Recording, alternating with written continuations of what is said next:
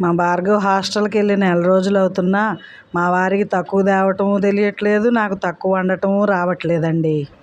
ఇట్ట కాదు ఇంకేదైనా ఇద్దరికి చెరసగం అని చెప్పి క్యారెట్ చెరసగము, జాంకాయ చెరసగము, దాక్షాకాయలు చెరసగము, దానిమ్మకాయ చెరసగము, చిన్నప్పుడు చదువుకున్న పిల్లి 2 పిల్లుల కథలాగా పంచుకుంటున్నామండి.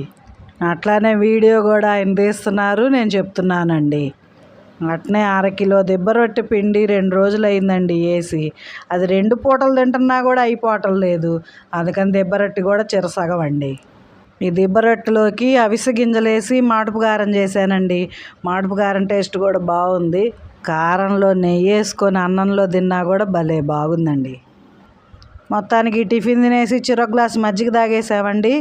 మా బ్రేక్ఫాస్ట్ ఎలా ఉందో కామెంట్ చేసి సబ్స్క్రైబ్ చేసుకోండి.